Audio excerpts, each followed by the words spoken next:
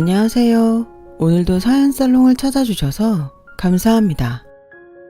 올해 39살로 40을 코앞에 둔 여자입니다. 저는 꽤 부유한 집에서 무남 동료로 자랐어요. 아버지와 어머니가 모두 의사시고 친가도 외가도 모두 형편이 좋은 편이라 감사하게도 살면서 큰 어려움이 없었어요. 그리고 아버지는 치과, 어머니는 산부인과 전문의로 현재까지 같은 병원에서 재직 중이신데 워낙에 두 분 다 어릴 때부터 공부밖에 모르는 사람들이라 연애가 아닌 중매로 만나 결혼하게 되었어요. 서로 처음 보자마자 비슷한 구석이 많아서 호감을 갖게 되었다고 하셨어요. 그 결과 6개월도 되지 않아 결혼을 하셨죠. 두 사람 다 이미 의사가 되었음에도 뭘 그리 공부할 것이 많고 또 일에 욕심이 많았는지 갓 결혼을 한 후 서로 자식은 아들, 딸 상관없이 하나만 낳자고 합의를 했는데 그 아이가 저였어요. 주변 사람들은 애 어른 할 것 없이 저에게 어머, 너는 엄마 아빠가 모두 의사셔서 좋겠다. 돈도 많지? 라고 하며 부러워했는데 솔직히 집에 경제적으로는 여유가 많은 건 사실이었지만 항상 바쁜 부모님 때문에 저는 정서적으로 외롭게 자랐는데요. 왜 아니겠어요. 두 분 다 그렇게 일하는 걸 좋아하고 서로 그걸 존중해 주는 걸요. 그래서 아주 어릴 땐 집안일과 저를 돌보는 이모가 상주하셨고 어떨 땐 저를 돌봐주는 이모가 사실은 진짜 엄마가 아닐까? 혼자 엉뚱한 착각을 했었을 정도였어요. 하지만 그 시간도 영원하진 않았고 제가 중고등학교에 다닐 때에는 일주일에 3번 청소하는 도우미 이모들이 집에 왔는데 그마저도 제가 학교에 가고 없는 시간이라 언제나 제가 하루 일과를 끝마치고 집에 들어오면 집에는 아무도 있지 않았어요. 저는 늘 빈집에 들어가는 것이 싫었고 그래서인지 묘한 반발심에 일부러 공부도 대충 했고 빈집에 들어가는 것이 싫어서 밖에서 시간을 보내기도 했어요. 하지만 반항도 누군가 봐주는 사람이 있어야 할 수 있는 거 아시나요? 그렇다고 저는 부모님의 관심을 끌기 위해 경찰서를 들락날락할 정도의 배포는 없었거든요. 그렇게 저의 반항기는 아는 사람 없이 끝이 나고 말았어요. 솔직히 앞으로 부모님과는 그다지 가깝게 지낼 수 없을 거라고 생각했고 포기하고 체념했는데 그제야 하는 일에서도 조금 여유가 생긴 엄마가 어느 틈에 훌쩍 커버린 저를 보고 지난 날을 미안해 하시더라고요.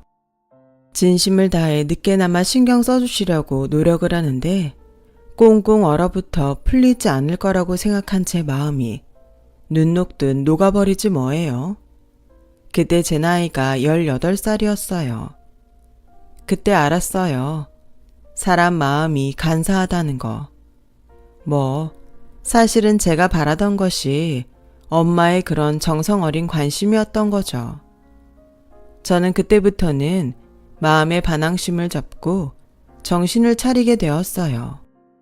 왠지 잘하는 모습을 보여 더욱 관심을 받고 싶더라고요. 그래서인지 저는 엄마 아빠처럼 의대는 아니었지만 서울에 있는 명문대의 영문영화과에 입학해 저의 길을 가게 되었죠. 지금 생각해보면 아주 감사하게 등록금 걱정이나 어떠한 돈에 관련된 걱정은 하나도 없었는데 이게 항상 좋은 건 아니더라고요. 제 주변에는 어느새 저의 배경에 혹해서 저와 가까이 지내려 하는 사람들이 모였어요. 마치 저를 물주처럼 교묘하게 이용하려 했는데요. 대학생활 내내 이런 것들에 대인 저는 점점 사람 사귀는 것이 힘들게 되었죠. 그래서 저는 마음 터놓고 이야기할 친구도 없이 대학을 졸업했어요. 그 후 외국계 글로벌 회사에 입사를 하게 되었는데요. 그 뒤로는 저도 나름의 처세라는 것이 생겨서 집안 환경을 숨겼고 차도 일부러 경차를 타면서 소위 부자 티를 내지 않으려 애를 썼어요. 부모님은 그래도 여자 혼자 살려면 방범시설이 잘 갖춰진 것이 좋다며 최고급 오피스텔을 권하셨지만 저는 그 역시도 혹시 몰라서 그저 평범한 작은 오피스텔 전세를 골랐죠. 예, 뭘 그렇게까지 하니? 차도 그래. 경차가 얼마나 위험한데?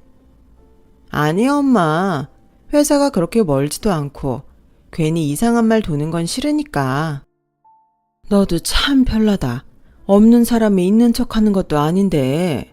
아무튼 혼자 살게 됐어도 필요한 거 있으면 말해. 엄마도 그렇고 아빠도 너 어릴 때 잘 돌봐주지 못한 마음의 짐이 있는 거 알지? 지금이라도 우리가 할 수 있는 최대한을 너한테 해주고 싶어. 알아. 그때야 나도 어렸고 서운하다고 생각했지만 지금은 누구보다 그렇지 않다는 거 잘 알아. 나도 내 힘으로 잘 살고 싶어. 그것뿐이야. 아, 그 고집을 누가 말리니? 알겠어. 네가 원하고 좋다고 하면 우리는 그게 뭐든 다 좋아. 우리 딸 화이팅! 그러니까 어딜 가서도 절대 기죽지 말고 너 하고 싶은 거 원 없이 다 해. 저는 그렇게 엄마의 응원을 받으며 독립을 했어요. 그리고 2년 정도 제가 바라던 대로 평범하게 회사에 적응하며 근무를 했는데 어느 날 저희 팀 실장님이 한 신입사원을 저에게 소개하며 이렇게 말씀하셨어요. 선영씨, 오늘부터 우리 팀에서 근무하게 된 김재석씨야. 선영씨가 회사 이모저모 잘 알려줘요. 우리 이번에 진행하는 프로모션에 대해서도 알겠죠? 네, 알겠습니다. 잘 부탁드립니다, 선배님. 선배님이라니. 저는 그 말이 나쁘지 않았어요. 아니, 오히려 신선했죠. 대학생활 동안 심심치 않게 들었던 말이었는데도 이상하게 다르게 느껴지더라고요. 그렇게 만난 신입사원은 저와 동갑이라는 사실에 저희는 빠르게 친해졌고 그게 인연이 되었는지 서로 좋은 감정을 갖게 되었는데 1년이 채 되지 않아 자연스럽게 연인 사이로 발전하게 되었어요. 그 사람이 저의 전 남편이란 작자이고 그때 당시는 이 관계가 최악의 관계로 변하게 될 줄은 미처 예상하지 못했어요. 저는 남편의 사수로서 이모저모 남편에게 신경을 써주고 있었지만 승진을 앞두고 있었어요. 엄마 아빠의 피를 물려받아 그런지 저 역시 일욕심이 많았는데요. 당시 남자친구였던 남편은 그런 저를 참 살뜰히 챙겨줬어요. 평소 외로움을 많이 탔던 저는 저를 잘 챙겨주고 마음을 써주는 남편이 참 고마웠고 다른 변변치 않았던 연애에 비하면 남편은 정말 흠잡을 곳이 없었기에 은근 결혼을 한다면 이 남자랑 하고 싶다는 생각을 하게 되었죠. 연애를 시작한 지 1년이 되던 해에 지금 당장은 아니더라도 결혼을 하자고 이야기를 나누기도 했어요. 그렇게 연애 4년. 저는 마땅한 타이밍에 이미 부모님 두 분 다 의사라고 이야기를 했어요. 남편은 처음엔 놀라는 듯 보였지만 평소랑 다른 점이 없이 저를 대해주었어요. 반면 남편은 이렇다 하게 내세울 것이 없는 집의 장남이었는데 연애 기간이 길어지다 보니 남편이 집에서 먼저 저를 보고 싶다고 했고 남편에게는 1살 어린 여동생이 있었는데 그 여동생도 오빠와 연애하는 저를 퍽 궁금해한다고 하더라고요. 그래서 저는 긴장은 좀 됐지만 남편의 권유로 한정식 집에서 난생 처음 시댁 가족들을 보게 되었는데요. 나름 긴장을 많이 하고 간 자리였지만 첫 만남부터 시어머니와 시누이는 그리 첫인상이 좋지 않았어요. 듣자하니 집이 좀 사는 것 같은데 그럼 결혼하면 집에서 뭘 해주신대요? 네? 아직 그런 말은 부모님과 한 적이 없는데요. 어머, 여자 나이 29살이면 마음이 급해야 정상인데 부모님들이 당신들 사는 게 바쁘다고 딸한테 너무 신경을 안 쓰네. 난 나보다 우리 애들이 우선인데? 엄마, 여기 언니 부모님은 의사시잖아. 바쁜 게 당연하지. 의사가 뭐 대수야? 아무리 의사여도 자기 자식은 챙겨야지. 솔직히 의사도 돈 버는 직업일 뿐 돈을 아무리 많이 벌면 뭐해? 자식을 잘 키워야지. 어허, 당신 그만해. 생각난다고 다 입으로 뱉지 말라고 했지. 난 다 모르겠고 둘이 결혼을 할 건지 알아야겠네. 재석이가 우리 집 장손이라 우리는 최대한 결혼을 일찍 했으면 하거든. 이미 많이 늦었어. 아, 네. 저희끼리도 결혼 얘기를 종종 했어요. 그리고 저도 재석 씨도 같은 마음이고요. 네, 아버지. 저희 결혼할 마음 있어요. 그래서 이런 자리도 마련한 거고요. 그래, 니들 마음이 그랬으면 우리만 볼 것이 아니라 저기 부모님도 같이 만났으면 좋았을 걸 그랬구나. 천천히요. 저도 아직 인사를 못 가서요. 사내 놈이 꾸물거리면 못 써. 마음 먹었을 때 후딱후딱 해야 된다. 저기 잠깐만. 난 니들 결혼하는 거 찬성인데 여기서 궁금한 게 있다. 니들 결혼하면 신혼집은 당연히 돈 많은 니네 집에서 해주는 거지?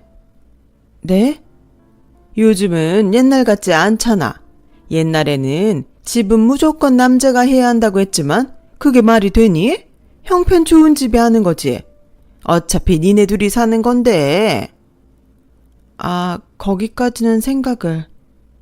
우리 아들이 학교도 좋고 능력도 좋지만 군대 다녀오느라 너보다 입사가 늦었잖아.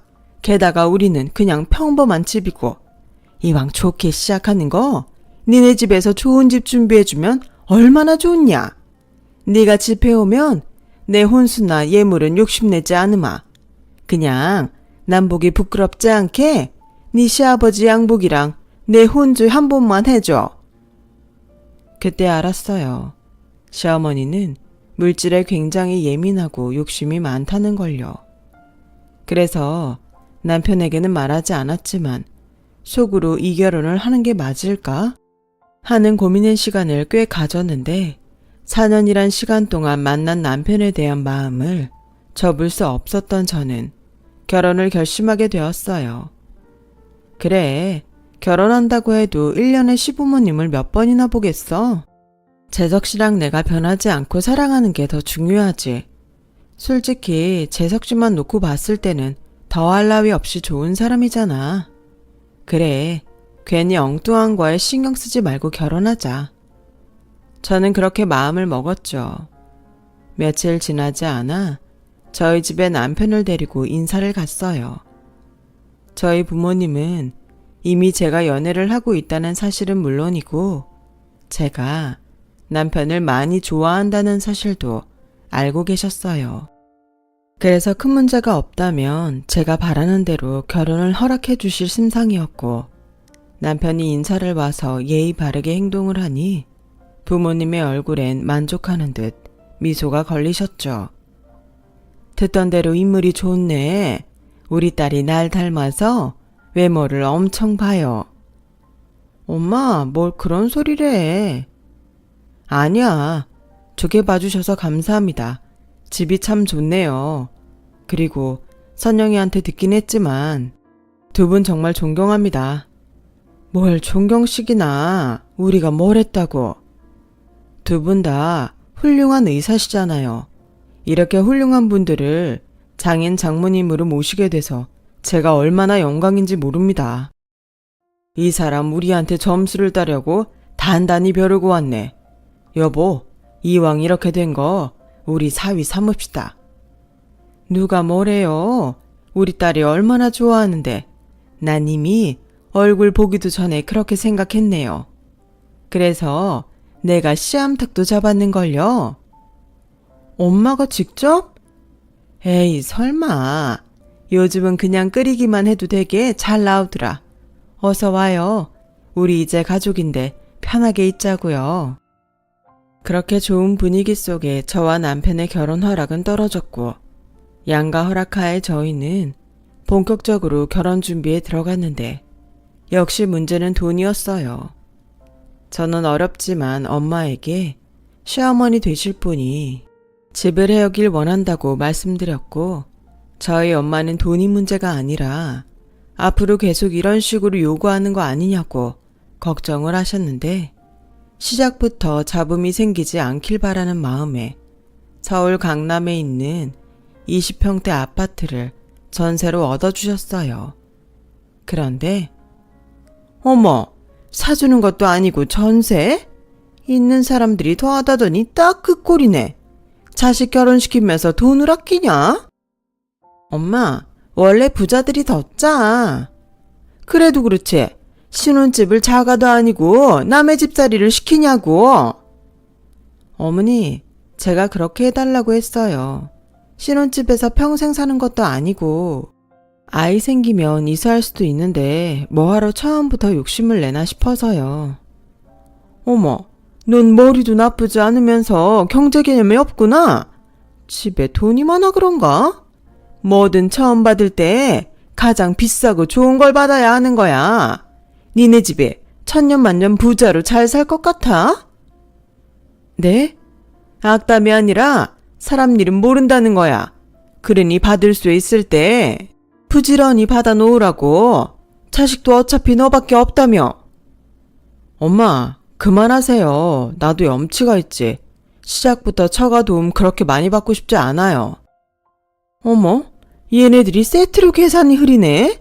뭐 이미 그렇게 하기로 한 걸 어쩌겠어. 그래도 명의는 우리 아들 앞으로 해주시는 거지? 저는 기분이 상해 시어머니의 말에 대답하지 않았어요. 지금은 이렇게 뚜렷하게 잘 보이는 걸 왜 저는 그때 그 결혼을 멈추지 못했을까요? 지금 생각해도 저는 계산이 흐린 게 아니라 제가 겪을 미래를 예감하지 못했어요. 아무튼 그렇게 시작된 결혼 생활은 생각처럼 순탄하진 않았는데 이 역시 시어머니와 시누이 때문이었죠. 예, 네 시누이가 다음 주에 생일인 거 아니? 너 결혼하고 처음 시댁 식구 생일이잖아. 뭐든 첫 번째가 중요하다.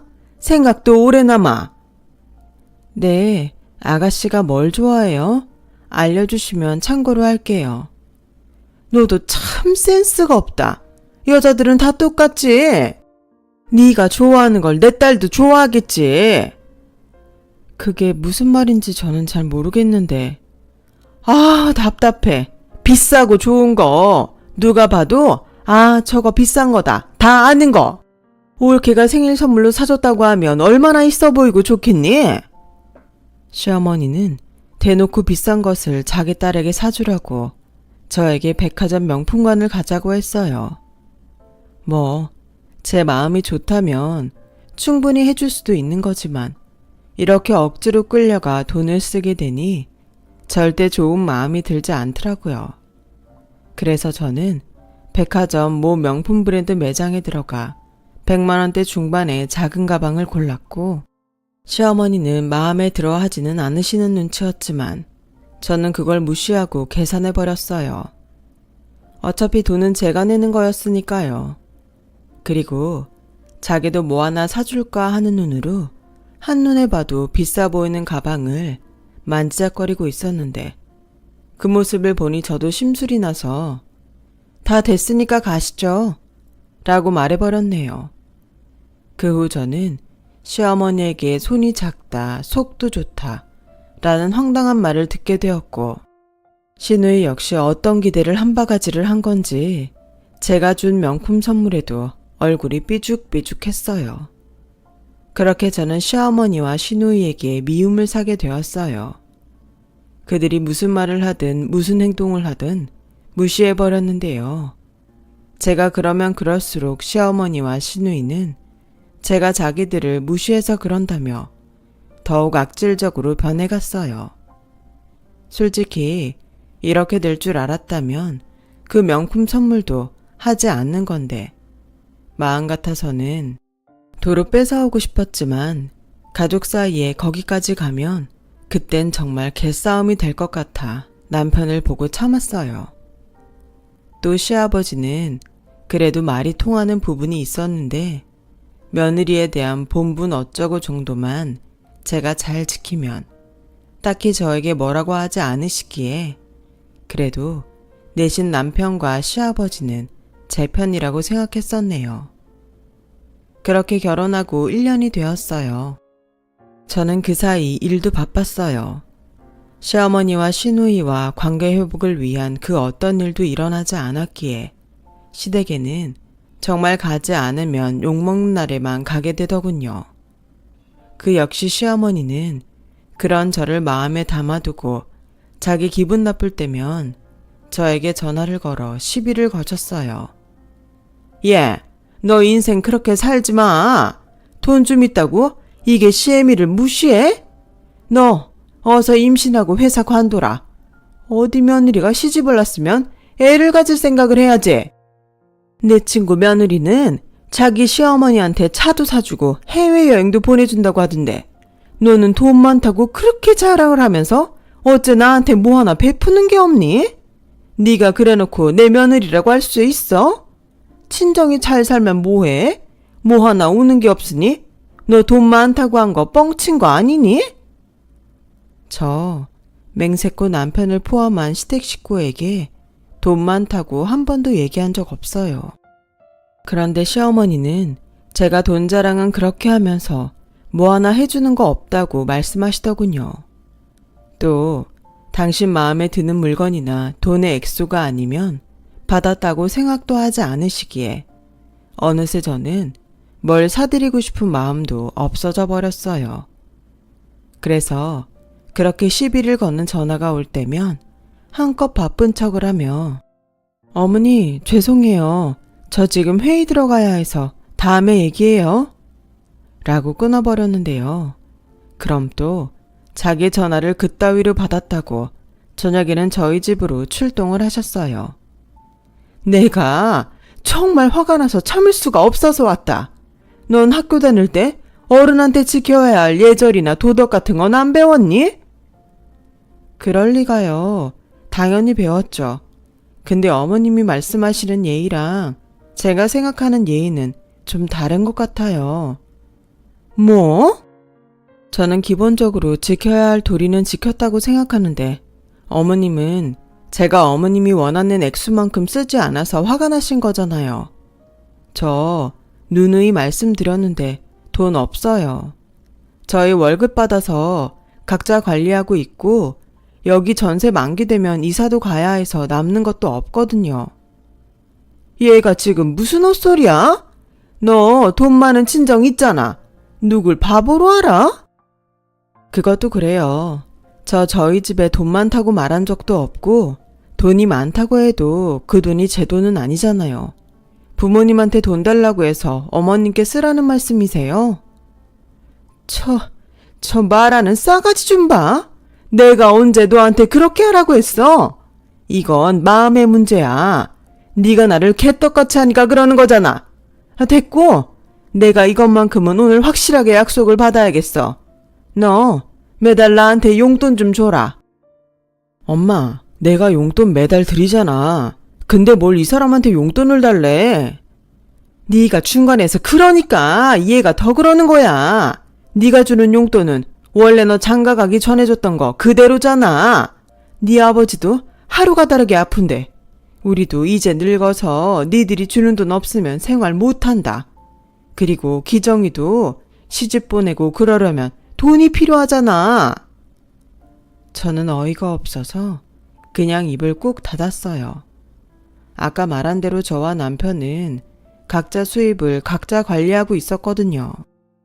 툭 까놓고 남편이 저보다 연봉이 적은데 결혼 전부터 집 때문에 얻은 빚도 있고 집에 돈도 보낸다고 해서 괜히 그거 가지고 부부싸움 하는 것이 싫었던 저는 각자 수입을 관리하는 대신 공동생활비로 서로 100만 원씩만 내놓자고 합의를 봤죠. 시어머니는 계속 저에게만 돈 얘기를 하셨던 거예요.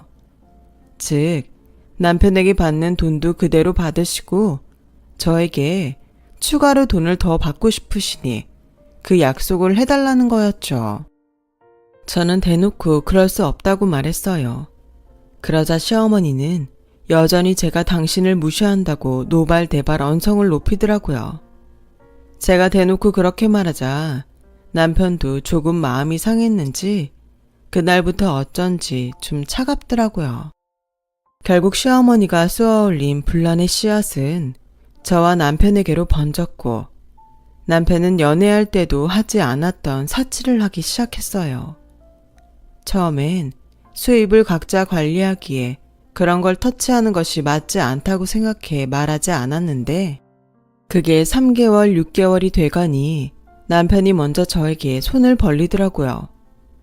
저기, 나 이번에 카드값이 좀 부족해서 100만 원만 빌려줄 수 있어? 뭐? 그래도 빌려주는 김에 나도 참았단 말은 좀 하자. 당신 요즘 카드값이 왜 이렇게 많이 나와? 뭘 그렇게 사는 거야? 별거 아니야. 별거 아니긴. 보니까 거의 200만 원씩 나오던데? 혹시 카드 당신 어머니한테 줬어? 어차피 우리는 수익 각자 관리하잖아. 신경 쓰지 마. 그리고 내가 달라고 했어? 빌려달라고. 다음 달에 월급 나오면 바로 갚을게. 저는 고민했어요. 마음 같아서는 괘씸해서 빌려주기 싫은데 또 남편이 쓴 카드값도 아니고 시어머니가 쓴 카드값을 빌려주는 거잖아요.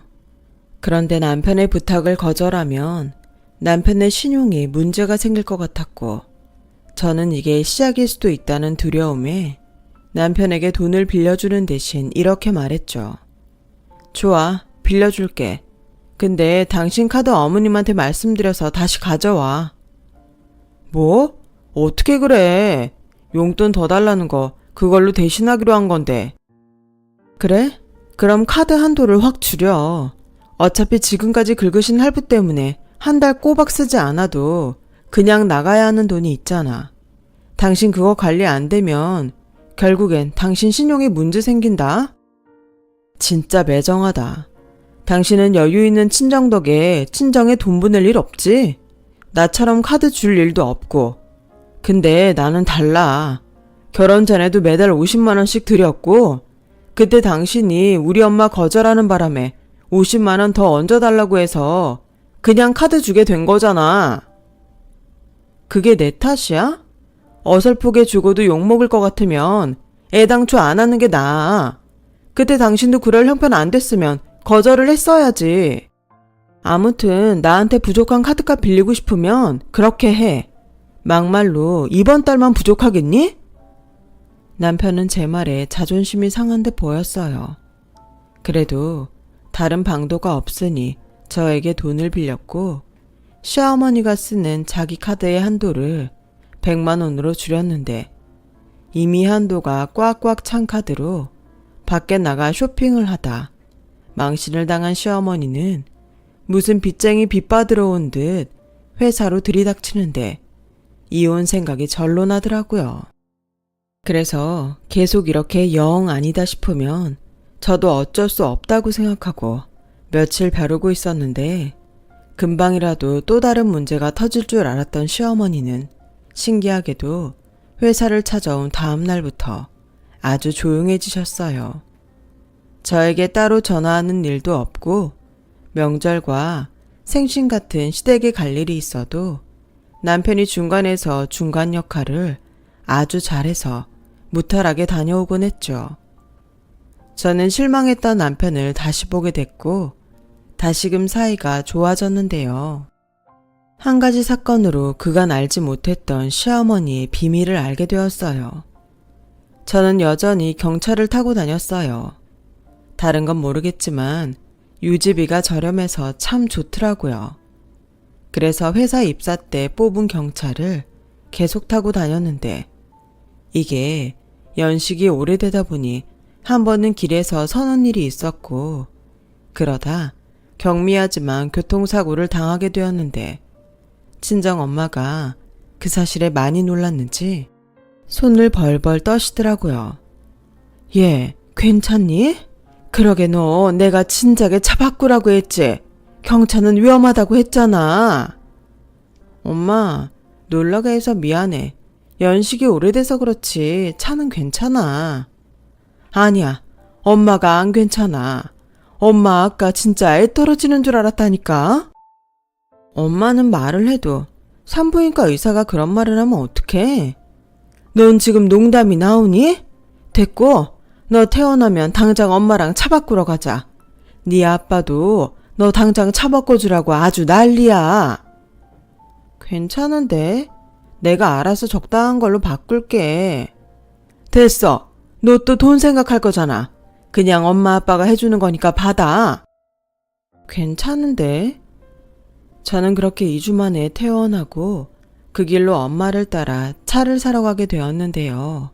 엄마가 저를 데리고 간 곳은 벤츠 매장이었어요. 처음엔 이건 너무 과하다고 엄마를 말렸는데 저도 사람인지 좋은 차를 보니 욕심이 생기긴 하더라고요. 또 막상 차에 타보니 그동안 탔던 차와는 완전히 달랐어요. 사고의 기억이 많이 남았던 때라 안전에 관한 옵션들에 마음이 움직였어요. 그리고 이왕 받는 거 엄마 기분 좋으라고 엄청 오버하며 좋은 티를 팍팍 냈는데 엄마가 그런 제 모습을 굉장히 좋아하시더라고요. 이렇게 좋아할 거면서 기집애. 그러게 좋긴 좋더라. 그래서 벤츠 하나 봐. 그래, 뭐 안전도 안전이지만 솔직히 비싼 차를 타야 다른 차들도 조심해 주니까 덜 위험해. 진짜 끌고 와서 바꿔줄걸. 에이, 이렇게 바꿨잖아. 한두 푼도 아니고. 고맙고 죄송해요. 아빠한테도 잘 타겠다고 꼭 전해줘. 이미 너 좋아 죽는 거 다 말했다. 아빠가 그 모습이 더 짠하대. 우리 딸 시집가서 좀 고생하는 것 같다고. 네 시어머니 요즘도 그렇게 돈돈거리니? 아니야. 요즘은 무슨 바람이 불었는지 안 그러셔. 그리고 재석 씨가 중간에서 엄청 애도 쓰고. 앞으로도 요즘 같으면 진짜 소원이 없겠다니까. 그렇다면 다행이다. 엄마는 사실 좀 마음이 불편했어. 그럼 이제 너 애 가질 준비도 하게. 언제 엄마 병원으로 와. 애도 너무 늦게 가지면 힘들어. 알겠어. 안 그래도 슬슬 애기 생각하고 있었거든. 저는 그렇게 친정엄마와 좋은 시간을 보내고 집으로 왔어요. 그리고 얼마 후에 신차가 나왔고 저는 차 받을 생각과 병원도 갈 겸 휴가를 냈는데 생각보다 시간이 많이 남아서 집에 들어가 샤워를 하려고 욕실에 들어갔어요. 그날이 저희 결혼 기념일이었거든요. 원래는 남편과 조촐하게 식사나 하면서 보내려고 했는데 친정에서 모처럼 함께 좋은 곳에서 저녁을 먹고 좋은 호텔을 잡아주신다고 하셔서 남편과 따로 밖에서 만나기로 했거든요. 그런데 제가 욕실에 들어가 5분 정도 지났을까? 문 밖에서 비밀번호 누르는 소리가 들리더니 현관문이 열리길래 저는 당연히 남편으로 알았고 욕실에서 나가려고 하는 순간 시어머니와 시누이의 목소리가 들려와서 정말 깜짝 놀라고 말았어요. 그리고 그들이 나누는 대화에 저는 더욱 경악을 금치 못하게 되었죠. 엄마, 오빠가 그러는데 새언니 친정에서 차 바꿔줬대. 벤츠라나? 뭐라고? 그 비싼 차를 네 새언니만 사주는 거야? 우리 아들은 안 바꿔주고? 차를? 게다가 벤츠인데? 새언니도 진짜 이상해. 집에 그렇게 돈이 많은데 왜 그런 똥차를 타다 사고가 나? 나도 걔 진짜 이상해. 무슨 청승을 그렇게 떠니? 난 진짜 이해할 수가 없어. 어? 엄마, 여기 벤츠 키 있다. 새언니 집에 있나? 무슨 소리야? 오늘 걔 지네 식구들이랑 밖에서 밥 먹는다며. 아, 그래서 차 두고 갔나? 새언니 진짜 좋겠다. 난 벤츠 같은 차 언제 타보지? 언제 타보긴 오늘 타면 되지. 엄마 면허증 있다. 엄마 장롱면허잖아. 엄마 지난달에 연수 받았잖아. 이건 하늘에서 엄마도 벤츠 한번 끌어보라고 일부러 만들어주신 기회일 거야. 너 얼른 필요한 거 챙겨. 네 오빠가 말한 대로 티 안 나게 챙겨. 화장대에 있는 건 건드리지 말고 서랍에 있는 거나 장롱에 꽁쳐놓은 새 거 있으면 그것도 챙겨라. 에이, 한두 번 하나. 근데 새언니도 진짜 둔하다. 우리가 이렇게 가져간 게 벌써 몇 달째인데 그걸 눈치 못 채지? 우리가 티 안 나게 잘 하잖아. 그건 그래. 근데 저 명품백 갖고 가고 싶은데 저런 건 금방 알겠지? 그렇지. 어디 잘 만든 가짜 구할 수 있으면 바꿔치기 하면 딱 좋으련만. 그거였어요. 그동안 왜 그렇게 잠잠한가 했더니 이 모녀들이 낮에 저희 빈집에 들어와 제 물건을 도둑질해 갔더라고요. 게다가 남편이 표 안 나게 물건을 훔치라 조언까지 했다니 저는 기가 막혀서 헛웃음이 나올 뻔했어요. 그러고 보니 얼마 전 분명 새로 산 화장품을 장롱에 뒀던 것 같은데 그게 없어져서 한참을 찾았던 적이 있었거든요. 그때 남편의 행동과 말이 부자연스럽긴 했어요. 뭘 그렇게 찾아? 없으면 없는 거지. 아니야, 내가 분명히 사다 뒀다니까. 귀신이 고칼로리시네. 자기, 교통사고 후유증인가?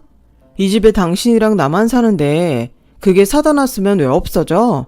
내가 여자 화장품을 쓰는 것도 아닌데. 하지만 그날 이후 핸드폰 카드 내역에 제가 화장품 구매한 내역이 분명히 있었고 그때 당시는 장롱이 아닌 다른 곳에 두고 찾았나 하는 생각에 다른 곳을 더 찾아보자고 생각하고 넘겼었는데 그들이 범인이 맞았던 거였어요. 매번 새 물건은 물론이고 제가 잘 사용하지 않는 것들을 귀신같이 알아채고 가져간 그들, 분명 남편이 중간에서 알려주지 않았다면 불가능할 일이었죠. 남편과 시어머니 그리고 시누이를 용서할 수 없었어요.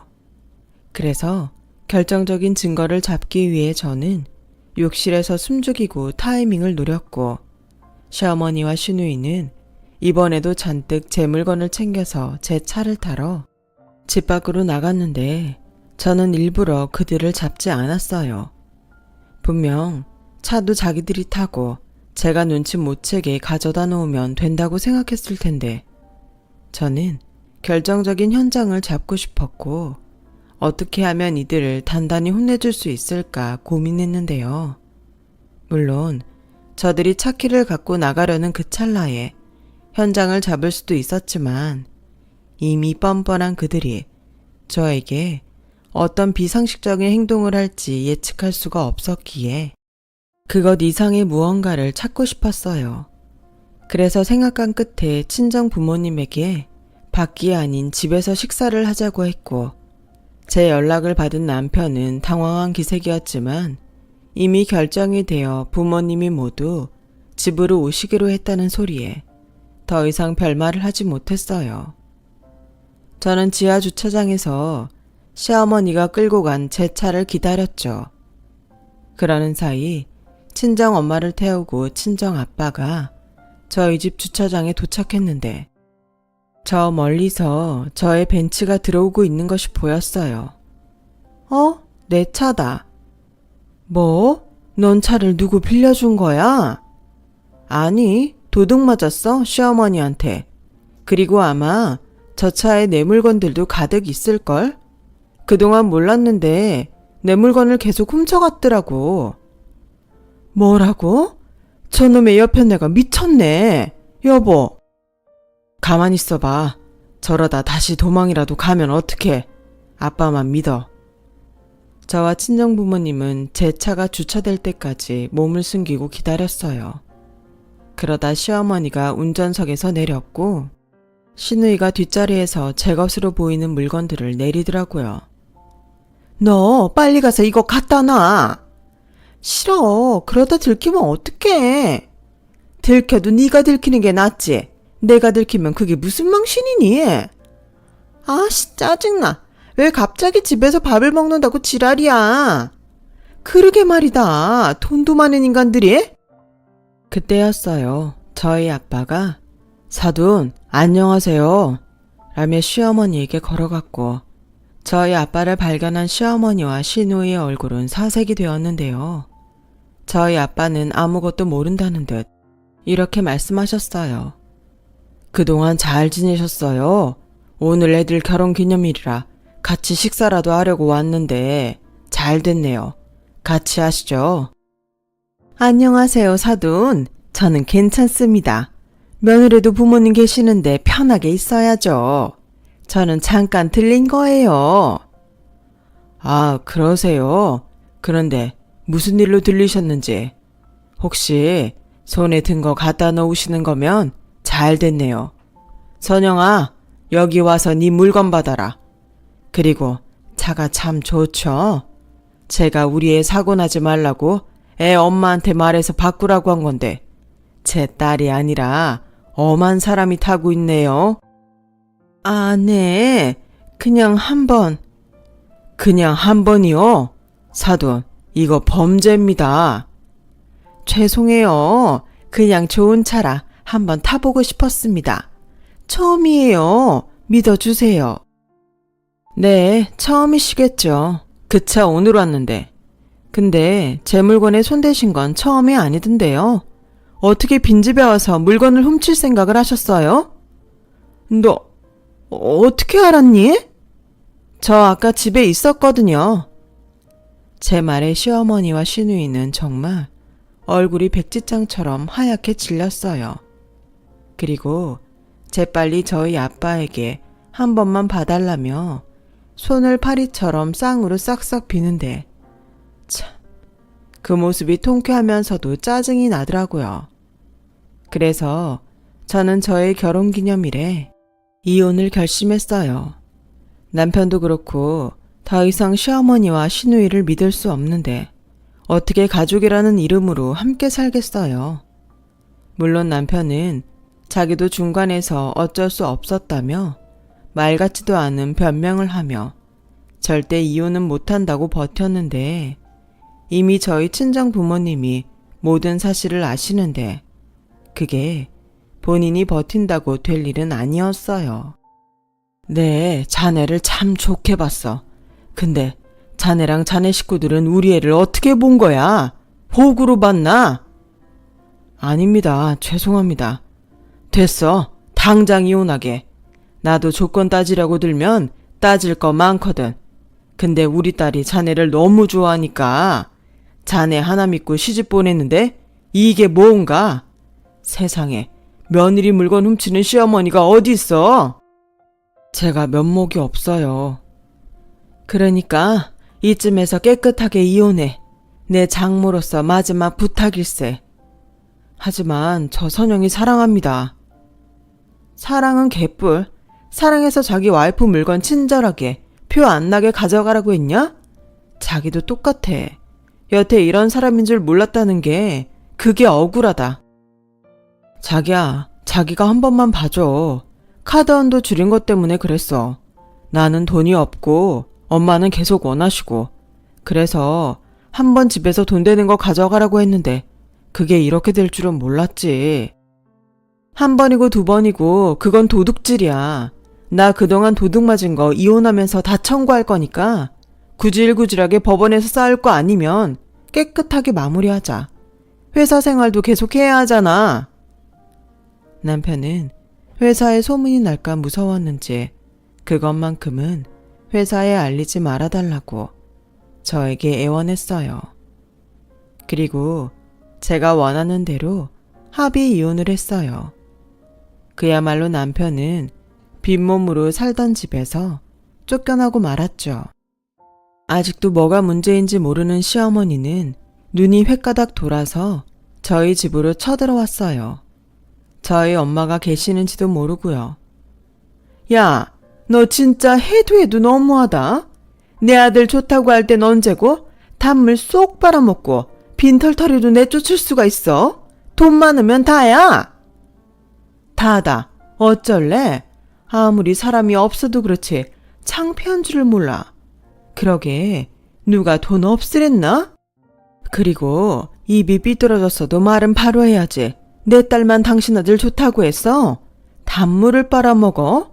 듣자니 단물은 당신이 빨았던데. 어떻게 엄마가 돼서 자식한테 그러냐? 이 옆에 내가 돌았나? 어디 반말을 해? 내 딸한테 야라고 하는 옆변내한테 내가 왜 존댓말을 해야 되는데? 경찰에 주거침입죄를 신고하기 전에 당장 나가.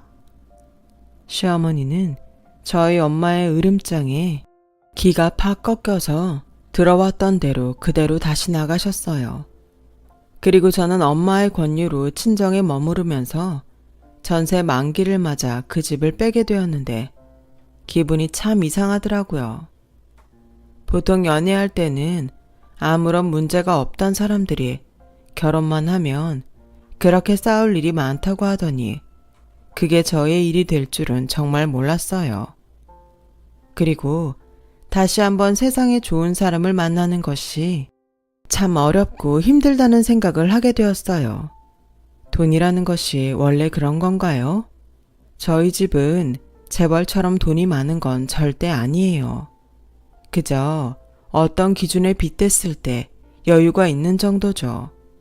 그게 많다고 하면 많고 적다고 하면 적은 것인데 참 씁쓸하네요. 그래서 저는 생각을 바꾸게 되었어요. 이미 한번 해본 결혼에 더 이상은 미련도 없고 더 넓은 세상을 경험하며 또 어떤 의미에선 편견 없는 사람들을 만나고 싶다는 생각을 하게 되었거든요. 그러는 사이 저는 아무 말도 하지 않았는데 남편은 회사에서 계속 저를 보는 것이 힘든지 자기 손으로 사표를 냈더라고요. 저는 전혀 개의치 않고 해외에 있는 본사에 자리가 났다는 소식에 파견 근무를 신청했어요. 그리고 바로 얼마 전 해외 파견이 결정되었어요.